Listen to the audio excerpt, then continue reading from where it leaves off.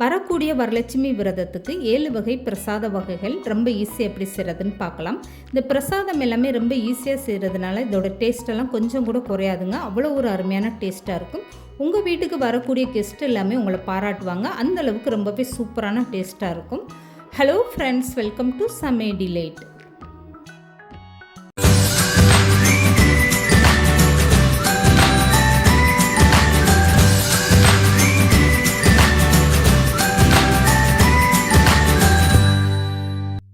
இப்போ முதல் பிரசாதமாக வெண்பொங்கல், சக்கரை பொங்கல் இது ரெண்டுமே செஞ்சிடலாம். இதுக்காக ஒரு உலக்கு அரிசி எடுத்துக்கோங்க. 1/4 கப் அளவுக்கு பாசிப்பருப்பு இந்த அரிசியோடு ஒன்றா சேர்த்துட்டு இதை ஒரு 4 டைம் கழுவி எடுத்துருங்க. இப்போ கழுவி எடுத்த அரிசி பாசிப்பருப்பை அப்படியே ஒரு குக்கரில் சேர்த்துக்கோங்க. இதை வேக வைக்கும்போது கொஞ்சம் பெரிய குக்கராகவே பயன்படுத்துங்க. அப்போ தான் உங்களுக்கு பொங்கி தண்ணி வெளியில் வராமல் இருக்கும். இப்போ ஒரு உலக்கு அரிசினா 5 உலக்கு நீங்கள் தண்ணி சேர்த்துக்கோங்க. இதுக்கப்புறமா குக்கரை மூடி போட்டுட்டு ஒரு 5லேருந்து 6 விசில் நல்லா குழைவாக வேகிற வரைக்கும் வச்சு எடுத்துக்கோங்க. இப்போ 5 விசில்லே எனக்கு சாதம் நல்லா குழைவாக வந்துருச்சு. உங்களுக்கு ஒரு வேளை குழைவாக வேகலைன்னா கூடுதலாக 2 கப் அளவுக்கு தண்ணி வச்சுட்டு 2 விசில் வச்சு எடுத்துக்கோங்க. இப்போ இந்த சாதத்தை கரண்டி வச்சு ஒரு டைம் மசிச்சு விட்டுட்டு இது 2 பகுதியாக இந்த மாதிரி பிரித்து எடுத்துக்கோங்க. ஒன்று வெண்பொங்கலுக்கும் ஒன்று சக்கரை பொங்கலுக்கும். இப்போ வெண்பொங்கல் தாளிக்கிறதுக்காக ஒரு பாத்திரத்தில் 2 ஸ்பூன் அளவுக்கு நெய் சேர்த்துக்கோங்க. இது கூடவே 1 ஸ்பூன் அளவுக்கு ஜீரகம், 1/2 ஸ்பூன் அளவுக்கு மிளகு சேர்த்துக்கோங்க. இது ரெண்டுமே நல்லா பொரிஞ்சு வந்ததுமே ஸ்டவ்வை குறைச்சி வச்சுட்டு இப்போ முந்திரி பருப்பு சேர்த்துக்கோங்க. இந்த முந்திரி பருப்போட கொஞ்சமாக கருவேப்பிலையும் சேர்த்துட்டு இது கூடவே இஞ்சி கட் பண்ணதும் சேர்த்துட்டு நல்லா இந்த மாதிரி வதக்கி விட்டுருங்க. இப்போ முந்திரி பருப்பு நல்லா இந்த மாதிரி கலர் வந்ததுமே ஸ்டவ்வை குறைச்சி வச்சுட்டு மசிச்சு எடுத்து வச்சுருக்க சாதத்தை அப்படியே சேர்த்துக்கோங்க. இப்போ வெண்பொங்கலுக்காக வேக வச்சு எடுத்த சாதம் பார்த்திங்கன்னா தண்ணி இல்லாமல் இருக்குது. இதுக்காக 1 கப் அளவுக்கு தண்ணி சேர்த்துட்டு ஸ்டவ்வை நல்லா குறைச்சி வச்சுட்டு இந்த மாதிரி கலந்து கொடுத்துருங்க. வெண்பொங்கல் நல்லா உங்களுக்கு குழைவாக இருந்தால் தான் சாப்பிட்றதுக்கு நல்லாயிருக்கும். இப்போ தண்ணி சேர்த்துட்டு இந்த மாதிரி கலந்து கொடுத்தாச்சு. இதுக்கப்புறமா மேலே ஒரு 3 ஸ்பூன் அளவுக்கு சமையல் எண்ணெய், வாசனை இல்லாத எண்ணெய் சேர்த்துக்கோங்க. ஒருவேளை நீங்கள் நெய்யிலே செய்கிறதா இந்த நேரத்தில் நீங்கள் நெய் சேர்த்துக்கலாம். இப்போ சமையல் எண்ணெயும் சேர்த்துட்டு இந்த மாதிரி நல்லா கலந்து கொடுத்துருங்க. சேர்த்துருந்த தண்ணி எல்லாமே கரெக்டாக வந்துருச்சு பாருங்கள். இப்போ இந்த பொங்கலுக்கு தேவையான அளவு உப்பும் சேர்த்துட்டு ஒரு டைம் நல்லா கலந்து கொடுத்துருங்க. அவ்வளோதாங்க, ரொம்பவே சூப்பராக நல்ல குழைவான வெண்பொங்கல் ரெடி ஆயிடுச்சு. இதுக்கப்புறமா மீதம் இருக்க 2 ஸ்பூன் எண்ணெயுமே நீங்கள் மேலே சேர்த்துட்டு இந்த வெண்பொங்கலை நல்லா கலந்து விட்டு எடுத்துக்கோங்க. இந்த மாதிரி நீங்கள் பிரசாதம் செய்யும்போது உங்களுக்கு ஈஸியாகவே வேலை முடிஞ்சிடும். அதனால் நீங்கள் இந்த மாதிரி சக்கரை பொங்கல், வெண்பொங்கலுக்கு குக்கரில் நல்லா வேக வச்சு எடுத்துக்கோங்க. இப்போ வெண்பொங்கல் அருமையான டேஸ்ட்டில் ரொம்பவே சூப்பராக ரெடி ஆகிடுச்சு. இப்போ 2வது பிரசாதமான சக்கரை பொங்கல் எப்படி செய்கிறதுன்னு பார்க்கலாம். இப்போ சக்கரை பொங்கல் செய்கிறதுக்காக ஒரு பாத்திரத்தில் 2 கப் அளவுக்கு உடைச்ச வெல்லம் சேர்த்துக்கோங்க. நான் எடுத்திருந்த அரிசிக்கு இந்த அளவுக்கு நான் வெல்லம் சேர்த்துருக்கேன். உங்களுக்கு எந்த அளவுக்கு இனிப்பு வேணுமோ அதுக்கேற்ற மாதிரி நீங்கள் சேர்த்துக்கோங்க. இப்போ 1/2 கப் அளவுக்கு தண்ணி சேர்த்துட்டு இந்த வெல்லம் நல்லா கரைஞ்சி வர்ற வரைக்கும் இந்த மாதிரி கலந்து கொடுத்துருங்க. இந்த வெள்ளை கரைசல் நல்லா ஒரு கொதி வரட்டும். அதுக்கப்புறமா நீங்கள் வடிகட்டி எடுத்துக்கோங்க. இப்படி செய்யும்போது உங்களுக்கு சக்கரை பொங்கலில் கல் தூசி எதுவுமே இல்லாமல் சாப்பிடும்போது ரொம்ப நல்லாயிருக்கும். இப்போ சக்கரை பொங்கலுக்காக மசிச்சு எடுத்த சாதத்தில் 1 கப் அளவுக்கு காய்ச்சின பால் சேர்த்துக்கோங்க. இதுக்கப்புறமா கரண்டி போட்டு ஒரு டைம் இந்த மாதிரி நல்லா கலந்து கொடுத்துருங்க. சாதத்தை இந்த மாதிரி கரண்டி வச்சு ஒரு டைம் மசிச்சு விடும்போது உங்களுக்கு சக்கரை பொங்கல் நல்லா குழைவாக சாப்பிட்றதுக்கு ரொம்ப அருமையான டேஸ்ட்டாக இருக்கும். இப்போ பால் ஊற்றி இந்த மாதிரி நல்லா கலந்து கொடுத்ததுக்கப்புறமா எடுத்து வச்சுருக்க வெள்ளை கரைசலை அப்படியே வடிகட்டிட்டு சேர்த்துக்கோங்க. இதுக்கப்புறம் ஸ்டவ் ஆன் பண்ணிவிட்டு ஸ்டவ்வை மீடியமாக வச்சுட்டு இந்த சக்கரை பொங்கலை நல்லா கலந்து கொடுத்துருங்க. வெள்ளை கரைசல் சேர்த்ததுமே பாருங்கள் சக்கரை பொங்கல் எந்த அளவுக்கு நல்லா குழைவாக வந்துருச்சுன்னு.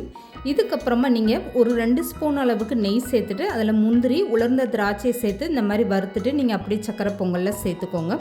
இதுக்கப்புறமா 1/2 ஸ்பூன் அளவுக்கு ஏலக்காய் சுக்கு சேர்த்த பொடியை சேர்த்துட்டு இந்த சக்கரை பொங்கலை ஒரு டைம் நல்லா கலந்து கொடுத்துருங்க. அவ்வளோதான். இந்த சக்கரை பொங்கலை இதுக்கப்புறமா நீங்கள் ஸ்டவ் ஆஃப் பண்ணி அப்படியே வெளியில் எடுத்து வச்சுருங்க. நல்லா ஆறுனதுக்கப்புறம் பார்த்தீங்கன்னா சக்கரை பொங்கல் உங்களுக்கு இன்னும் கொஞ்சமே நல்லா கெட்டியாக ஆரம்பிச்சிடும். இது இப்போ கரெக்டான ஸ்டேஜில் இருக்குது. இப்போ ஸ்டவ்வை ஆஃப் பண்ணதுக்கப்புறமா 1/4 கப் அளவுக்கு நெய் சேர்த்துக்கோங்க. நெய் இந்த மாதிரி சூட்டோடே சேர்க்கும்போது உங்களுக்கு நல்லா அது பொங்கலோட மிக்ஸ் ஆகி சாப்பிட்றதுக்கு ரொம்ப அருமையான டேஸ்ட்டாக இருக்கும். இப்போ நெய் சேர்த்ததுக்கப்புறம் இந்த சக்கரை பொங்கலை ஒரு டைம் நல்லா கலந்து கொடுத்துட்டு அப்படியே எடுத்து மூடி போட்டு வச்சுருங்க. இப்போ ரொம்பவே சூப்பரான டேஸ்ட்டில் அருமையாக சக்கரை பொங்கலும் ரெடி ஆகிடுச்சு. இப்போ மூணாவது பிரசாதமான கோவில் புளியோதரை ரொம்ப ஈஸியாக எப்படி செய்கிறதுன்னு பார்க்கலாம். இப்போ புளியோதரை செய்கிறதுக்காக ஒரு அகலமான பாத்திரம் எடுத்துக்கோங்க. இதுக்கு வந்து ஒரு பொடி ஃபஸ்ட்டு தயார் பண்ணிக்கலாம். இதுக்காக 2 ஸ்பூன் அளவுக்கு கடலைப்பருப்பும் 1 ஸ்பூன் அளவுக்கு உளுந்தம்பருப்பும் சேர்த்துக்கோங்க. இப்போ 1 ஸ்பூன் அளவுக்கு வெந்தயம் சேர்த்துட்டு ஸ்டவ்வை மீடியமாக வச்சுட்டு இந்த மாதிரி நல்லா வறுத்து விட்டுருங்க. பருப்பு வந்து லேசாக கலர் மாறி வரணும். இதுக்கப்புறமா 2 ஸ்பூன் அளவுக்கு மல்லி விதைகள் சேர்த்துக்கோங்க. ஒரு 6லேருந்து 7 மிளகாய் வத்தல் இந்த மாதிரி காம்பை கிள்ளிட்டு சேர்த்துக்கோங்க. இப்போ ஸ்டவ்வை நல்லா குறைச்சி வச்சுட்டு இந்த மாதிரி லேசாக வறுத்து விடுங்க. இது கூடவே 1 ஸ்பூன் அளவுக்கு கருப்பு எள்ளும் சேர்த்துக்கோங்க. கருப்பு எள்ளு சேர்த்ததுமே நீங்கள் ஸ்டவ்வை ஆஃப் பண்ணிடுங்க. இந்த பாத்திரத்தோட சூட்லேயே கருப்பு எள்ளு வந்து உங்களுக்கு நல்லா பொரிஞ்சு வர ஆரம்பிச்சிடும். இப்போ வறுத்து வச்சுருக்க பருப்பு மிளகாயெல்லாம் நல்லா ஆறுனதுக்கப்புறமா ஒரு மிக்ஸி ஜாரில் சேர்த்து பவுட்ரு பண்ணி எடுத்துக்கோங்க. இப்போ வந்து புளியோதரைக்கான பொடியும் ரெடி ஆகிடுச்சு. இப்போ புளி கரைச்சல் தாளித்து விடுறதுக்காக ஒரு அகலமான பாத்திரத்தில் 5 ஸ்பூன் அளவுக்கு நல்லெண்ணெய் எடுத்துக்கோங்க. இப்போ இந்த எண்ணெய் கூடவே 1.5 ஸ்பூன் அளவுக்கு கடுகுளுந்து சேர்த்துக்கோங்க. கடுகுளுந்து நல்லா பொரிஞ்சு வந்ததுமே 2 ஸ்பூன் அளவுக்கு கடலைப்பருப்பும் 4 ஸ்பூன் அளவுக்கு இந்த மாதிரி வேர்க்கடலை சேர்த்துக்கோங்க. நான் வந்து பச்சை வேர்க்கடலை சேர்த்துருக்கேன். நீங்கள் வந்து வறுத்த வேர்க்கடலைன்னா தோலெல்லாம் நீக்கிட்டு அப்படியே சேர்த்துக்கோங்க. இப்போ இந்த வேர்க்கடலை நல்லா பொரிஞ்சு வந்ததுமே இது கூடவே ஒரு 4 மிளகாய் வத்தலும் கருவேப்பிலையும் சேர்த்துட்டு நல்லா பொரிய விட்டுருங்க. ஸ்டவ்வை நல்லா குறைச்சி வச்சுட்டு இந்த மாதிரி பொரிய விட்டுருங்க. இதுக்கப்புறமா நான் வந்து புளிக்கரைசல் எடுத்து வச்சுருக்கேன்.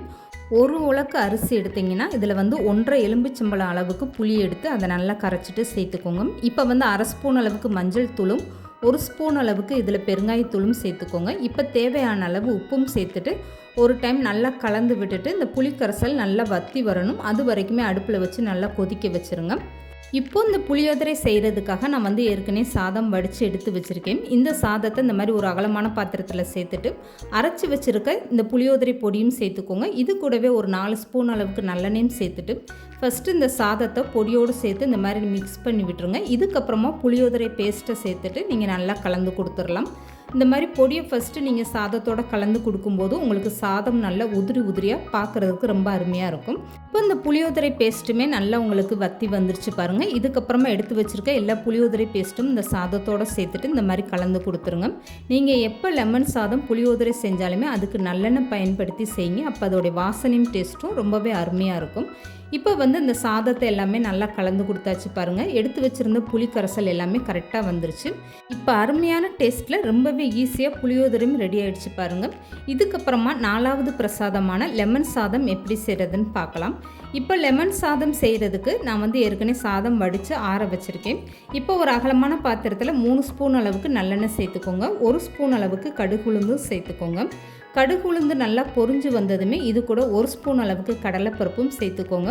இப்போ 2 ஸ்பூன் அளவுக்கு வேர்க்கடலை இந்த மாதிரி பச்சை கடலை நான் சேர்த்துருக்கேன். நீங்கள் வறுத்த கடலைனா தோல் நீக்கிட்டு சேர்த்துக்கோங்க. இப்போ இந்த வேர்க்கடலை நல்லா பொரிஞ்சு வரட்டும். இதுக்கப்புறமா இதில் கொஞ்சமாக முந்திரி பருப்பு சேர்த்துக்கோங்க. அப்போ உங்களுக்கு லெமன் சாதம் நல்லா ரிச்சாக சாப்பிட்றதுக்கு ரொம்பவே அருமையான டேஸ்ட்டாக இருக்கும்.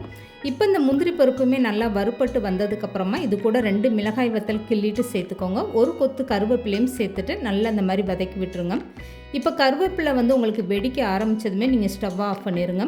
இதுக்கப்புறமா எடுத்து வச்சுருக்க மஞ்சள் தூள் 1/4 ஸ்பூன் அளவுக்கு சேர்த்துக்கோங்க. இப்போ இந்த லெமன் சாதத்துக்கு தேவையான அளவு உப்பும் சேர்த்துட்டு 1/2 ஸ்பூன் பெருங்காயத்தூளும் சேர்த்துட்டு இந்த பாத்திரத்தோட சூட்லேயே இந்த மாதிரி நல்லா கலந்து கொடுத்துருங்க. லெமன் சாதத்துக்கு நீங்கள் எப்போதுமே இந்த மாதிரி தாளித்து விட்டதும் உடனே ஸ்டவ்வை ஆஃப் பண்ணிவிட்டு அதுக்கப்புறமா நீங்கள் லெமனோடைய சாறை சேர்த்துக்கோங்க.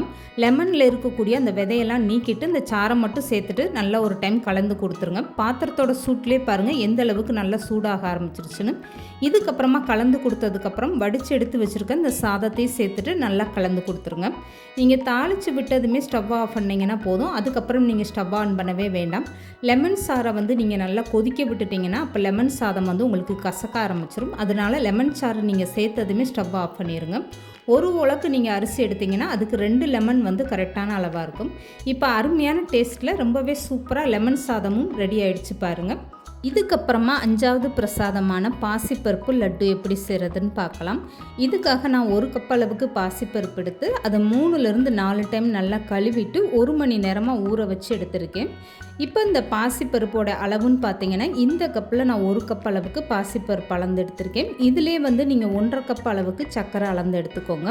1 கப்பு பாசிப்பருப்புனா 1.5 கப்பு சர்க்கரை வந்து கரெக்டான அளவாக இருக்கும். இப்போ இந்த பாசிப்பருப்பில் இருக்க தண்ணியெல்லாம் நல்லா வடிச்சிட்டு மிக்ஸி ஜாரில் தண்ணி எதுவுமே சேர்க்காமல் அரைச்சி எடுத்துக்கோங்க. இப்போ பாருங்கள், அரைச்சி எடுத்த இந்த பாசிப்பருப்பு இந்த மாதிரி ஒரு பக்குவத்தில் கெட்டியாக இருக்குது. இப்போ இது கூடவே வந்து நீங்கள் 1 ஸ்பூன் அளவுக்கு கடலை மாவு சேர்த்துக்கோங்க. கடலை மாவு அதிகமாக சேர்க்க வேண்டாம். பாசிப்பருப்பு அரைக்கும்போது நல்லா வலுவலுன்னு அரைச்சி எடுத்துக்கோங்க. இப்போ 1 ஸ்பூன் கடலை மாவும் சேர்த்துட்டு 1 ஸ்பூன் வச்சு நல்லா கலந்து விட்டுருங்க. இதில் நீங்கள் ஆப்ப சோடா, உப்புன்னு எதுவுமே சேர்க்க வேண்டாம். இப்போ இந்த மாவை இந்த மாதிரி நல்லா கலக்கிட்டு அப்படியே மூடி போட்டு ஓரமாக எடுத்து வச்சுருங்க. இதுக்கப்புறமா இந்த லட்டுக்கு சுகர் சிரப்பு ஒன்று தயார் பண்ணணும். இதுக்காக ஒரு அகலமான பாத்திரம் எடுத்துக்கோங்க. இதில் வந்து 1.5 கப் அளவுக்கு வெள்ளை சர்க்கரை எடுத்துக்கோங்க. இந்த கப்பில் தான் நான் 1 கப் அளவுக்கு பாசிப்பருப்பு அளந்து எடுத்தேன். இப்போ வந்து இதிலே 1.5 கப் அளவுக்கு வெள்ளை சர்க்கரையும் 1/2 கப் அளவுக்கு தண்ணியும் சேர்த்துட்டு நல்லா கலந்து கொடுத்துருங்க. இந்த ஜீனி பாகு வந்து உங்களுக்கு கம்பி பதம் எதுவுமே வேண்டாம். நல்லா இந்த மாதிரி கரைஞ்சிட்டு ஒரு கொதி வரட்டும். நம்ம குலோப் ஜாமுனுக்கெலாம் எப்படி சுகர் சிரப்பு தயார் பண்ணுவோமோ அந்த மாதிரி ஒரு பக்குவத்தில் இருந்தால் போதும். இப்போ இந்த சுகர் சிரப்பில் ஒரு பிஞ்ச் அளவுக்கு ஃபுட் கலர், நான் வந்து சிவப்பு கலர் சேர்த்துருக்கேன். நீங்கள் வந்து எல்லோ கலர் கூட சேர்த்துக்கோங்க. இதெல்லாமே சேர்த்து ஒரு டைம் இந்த மாதிரி நல்லா கலந்து விட்டுருங்க. இப்போ பாருங்கள், சுகர் சிரப்பு ரொம்பவே சூப்பராக ரெடி ஆகிடுச்சு. இப்போ நான் கையில் எடுத்து காட்டுறேன் பாருங்கள். இந்த மாதிரி கம்பி பதம் இல்லாமல் நல்லா கையில் தொட்டு பார்த்தா பிசு பிசுப்பு தன்மையாக இருக்குது. இது வந்து கரெக்டான ஸ்டேஜ். இப்போ ஸ்டவ் ஆஃப் பண்ணி இந்த சுகர் சிரப்பை எடுத்து வச்சுருங்க. இதுக்கப்புறமா இந்த பாசிப்பருப்பு மாவை பொரிச்சு எடுக்கணும். இதுக்காக ஒரு பாத்திரத்தில் கொஞ்சமாக எண்ணெய் சேர்த்துக்கோங்க.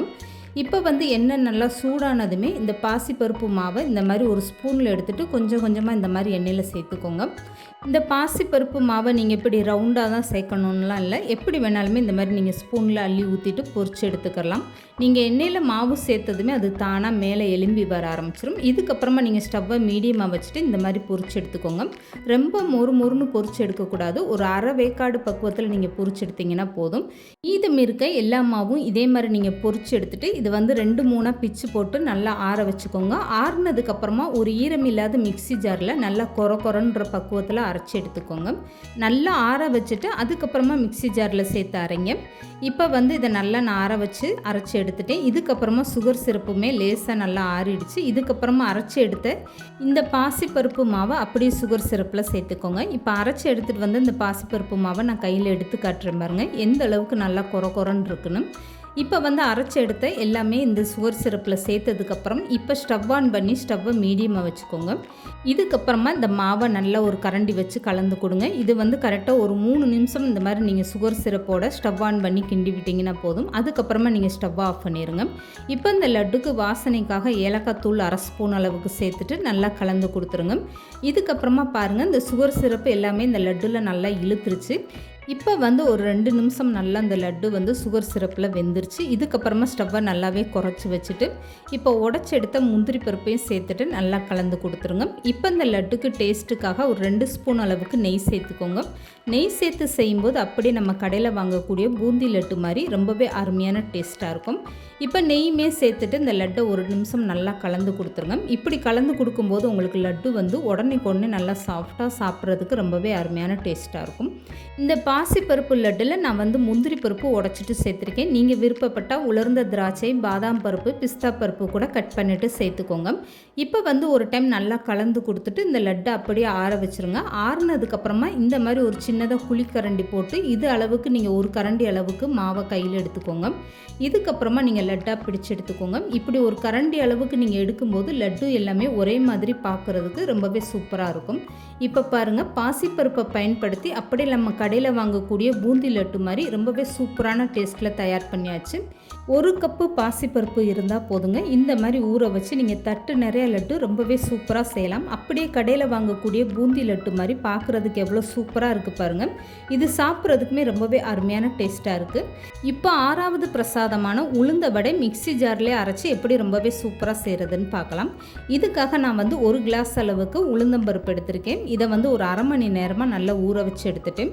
3லேருந்து 4 டைம் கழுவிட்டு இதை வந்து ஊற வச்சு எடுத்துக்கோங்க. இப்போ உளுந்தம்பருப்பை ஒரு மிக்ஸி ஜாரில் சேர்த்துட்டு கொஞ்சமாக தண்ணி சேர்த்து மாவு இந்த மாதிரி ஒரு கெட்டியான பக்குவத்தில் நீங்கள் அரைச்சி எடுத்துக்கோங்க. ஒரே நேரமாக மிக்ஸியை சுத்த விடாமல் அப்பப்போ ஆஃப் பண்ணிவிட்டு இந்த மாதிரி தண்ணி தெளித்து நீங்கள் அரைச்சி எடுத்துக்கோங்க. இப்போ வந்து இது கூடவே ஒரு 3 ஸ்பூன் அளவுக்கு அரிசி மாவும் சேர்த்துக்கோங்க. இது சேர்க்கும் போது உங்களுக்கு வடை நல்லா கிறிஸ்பியாக இருக்கும். இப்போ வந்து ஒரு பெரிய வெங்காயமும் கொஞ்சமாக கருவேப்பிலை, ஒரு துண்டு இஞ்சி, இது கூடவே ஒரு பச்சை மிளகாய் பொடிசாக கட் பண்ணிவிட்டு சேர்த்துக்கோங்க. இப்போ வந்து ஒரு ஸ்பூன் அளவுக்கு ஜீரகம், அரை ஸ்பூன் அளவுக்கு மிளகும் சேர்த்துக்கோங்க.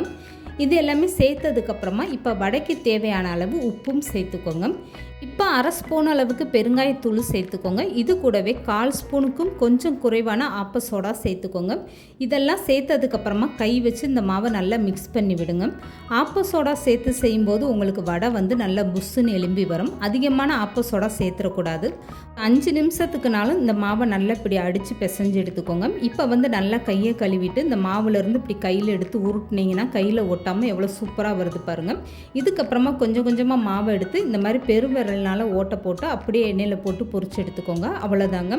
இப்போ இந்த உளுந்த வடை பொரிச்சு எடுக்கிறதுக்காக எண்ணெய் நல்லா சூடாயிடுச்சு. சூடான எண்ணெயில் இந்த மாதிரி ஒவ்வொரு வடையாக நீங்கள் தட்டிட்டு சேர்த்துக்கோங்க. கையில் மாவு ஒட்டுற மாதிரி இருந்தால் அப்பப்போ நீங்கள் கையை தண்ணியில் நனைச்சிட்டு எடுத்துக்கோங்க. இப்போ பாருங்கள், இந்த வடை மாவை எண்ணெயில் சேர்த்ததுமே தானாக மேலே எலும்பி வர ஆரம்பிச்சிருச்சு. அதுக்கப்புறமா நீங்கள் கரண்டி போட்டு 2 பக்கம் நல்லா திருப்பி விட்டுருங்க. இப்போ இந்த உளுந்த வடை 2 பக்கம் நல்லா செவந்து வந்ததுமே எண்ணெய் வடிச்சிட்டு வெளியில் எடுத்துருங்க. அவ்வளோதாங்க. கொஞ்சம் கூட எண்ணெய் குடிக்காமல் ரொம்பவே அருமையான டேஸ்ட்டில் உளுந்த வடையும் ரொம்பவே சூப்பராக ரெடி ஆகிடுச்சு பாருங்கள். இந்த உளுந்த வடையில் நீங்கள் ஆப்ப சோடா சேர்க்கும் போது மட்டும் கொஞ்சம் கவனமாக நீங்கள் சேர்த்துக்கோங்க. அதிகமான அளவில் ஆப்ப சோடா சேர்த்திங்கன்னா எண்ணெய் குடிக்க ஆரம்பிச்சிடும். இப்போ 7வது பிரசாதமான வாழை இலை இனிப்பு அடை எப்படி செய்கிறதுன்னு பார்க்கலாம். இப்போ இதுக்காக நான் ஒரு அகலமான பாத்திரம் எடுத்திருக்கேன். இதில் வந்து 1 ஸ்பூன் அளவுக்கு நெய் சேர்த்துட்டு இப்போ இது கூடவே கொஞ்சமாக கட் பண்ண முந்திரி பருப்பு சேர்த்துக்கோங்க. இது கூட உலர்ந்த திராட்சையும் சேர்த்துட்டு நெய்யில் இந்த மாதிரி நல்லா வறுத்து விட்டுருங்க. இப்போ முந்திரி பருப்பு, உலர்ந்த திராட்சை ரெண்டுமே நல்லா இந்த மாதிரி பொரிஞ்சு வந்ததுக்கப்புறமா ஒரு சில்லளவுக்கு தேங்காய் எடுத்து அதை துருவிட்டு இந்த தேங்காயும் நெய்யிலே சேர்த்து வறுத்து எடுத்துக்கோங்க. இந்த மாதிரி நல்லா வறுத்து எடுத்துகிட்டு அதுக்கப்புறமா நீங்கள் இனிப்படை செய்யும்போது அது சீக்கிரமாகவே கெட்டு போகாது. இப்போ தேங்காயும் நல்லா வதங்கி வந்துருச்சு. இதுக்கப்புறமா ஒரு வாழைப்பழம் சின்னதாக இந்த மாதிரி கட் பண்ணிவிட்டு சேர்த்துக்கோங்க. வாழைப்பழம் சேர்க்குறதுனால இந்த இனிப்படை டேஸ்ட்டு ரொம்பவே நல்லாயிருக்கும். இப்போ வாழைப்பழமுமே இந்த மாதிரி கரண்டி வச்சு நல்லா மசிச்சு விட்டுருங்க. இப்போ இது கூடவே 3/4 கப் அளவுக்கு நாட்டு சக்கரை நான் சேர்த்துருக்கேன். நீங்கள் வந்து உடைச்ச வெல்லம் கூட சேர்த்துக்கோங்க. வாழைப்பழம் எடுக்கும்போது ரொம்ப புளிப்பு இல்லாத வாழைப்பழமாக நீங்கள் பயன்படுத்துங்க. அப்போ தான் இந்த இனிப்படை சாப்பிட நல்லாயிருக்கும். இப்போ வெல்லத்தை சேர்த்ததுக்கப்புறமா 1/2 கப் அளவுக்கு இதில் தண்ணியும் சேர்த்துட்டு ஒரு டைம் நல்லா கலந்து கொடுத்துருங்க. இதுக்கப்புறமா ஸ்டவ்வை மீடியமாக வச்சுட்டு இந்த வாழைப்பழத்தை நல்லா இப்படி கரண்டினாலே மசிச்சு விட்டுருங்க. இந்த வெல்லமெல்லாம் நல்லா கரைஞ்சி இந்த வாழைப்பழமும் இந்த மாதிரி மசிஞ்சு வரணும். இப்போ இது கூடவே 1/2 ஸ்பூன் அளவுக்கு சுக்கு, ஏலக்காய் கலந்த பொடி சேர்த்துக்கோங்க. இப்போ 1 கப் அளவுக்கு அரிசி மாவும் சேர்த்துக்கோங்க. இந்த கப்பில் நம்ம 1 கப் அரிசி மாவுனா 3/4 கப் அளவுக்கு இதில் இனிப்புக்காக நான் நாட்டு சக்கரை சேர்த்துருக்கேன். இந்த இனிப்பு வந்து எனக்கு கரெக்டாக இருந்தது. ஒருவேளை உங்களுக்கு இனிப்பு பத்தாத மாதிரி இருந்தால் கூடுதலாக 1/4 கப் அளவுக்கு நீங்கள் நாட்டு சக்கரை சேர்த்துக்கோங்க. இப்போ வந்து இந்த மாவை கலந்து கொடுத்ததுக்கப்புறம் இன்னும் கூடுதலாக ஒரு 1/2 கப் அளவுக்கு தண்ணி சேர்த்துட்டு இந்த மாவை நல்லா இப்படி மிக்ஸ் பண்ணி விட்டுருங்க. இப்போ வந்து ஸ்டவ் ஆஃப் பண்ணிவிட்டு இந்த மாவு கூடவே 1 ஸ்பூன் அளவுக்கு கருப்பு எள்ளு சேர்த்துக்கோங்க. எள்ளு சேர்க்குறது உங்களுக்கு விருப்பமாக இருந்தால் நீங்கள் சேர்த்துக்கோங்க. அப்படி இல்லைன்னா அதை மட்டும் தவிர்த்துட்டு மற்ற பொருட்கள் எல்லாமே சேர்த்துக்கோங்க. இப்போ வந்து மாவை நல்லா கலந்து கொடுத்துட்டு ஆற வச்சுருங்க. ஆறுனதுக்கப்புறமா லேசாக கையை தண்ணியில் நனைச்சிட்டு இந்த மாதிரி ஒரு கெட்டியான பக்குவத்தில் நீங்கள் மாவை பிசைஞ்சு எடுத்துக்கோங்க.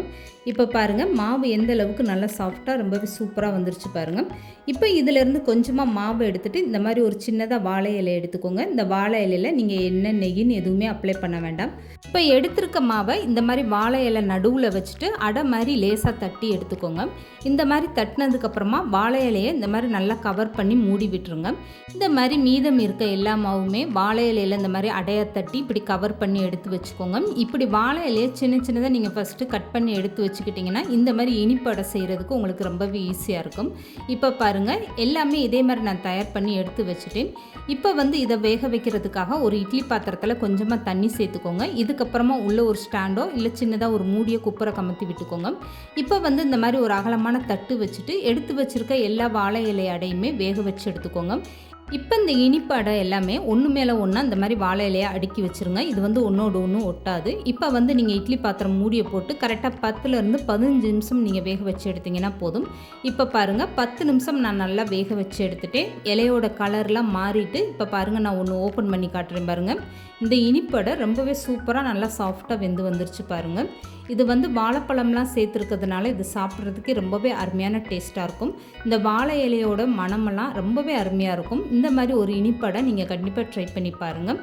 இப்போ நம்மளோட 7 வகையான பிரசாதமே ரொம்பவே சூப்பராக செஞ்சு முடிச்சாச்சு பாருங்கள். ரொம்பவே ஈஸியாக இதை நீங்கள் செஞ்சு முடிச்சிடலாம்.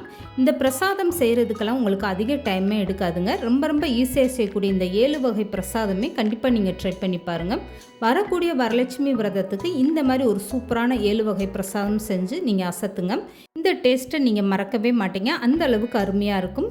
இந்த வீடியோ பிடிச்சிருந்தா லைக் பண்ணுங்கள், ஷேர் பண்ணுங்கள். மறக்காமல் சமையல் டிலேட் சேனலை சப்ஸ்கிரைப் பண்ணுங்கள்.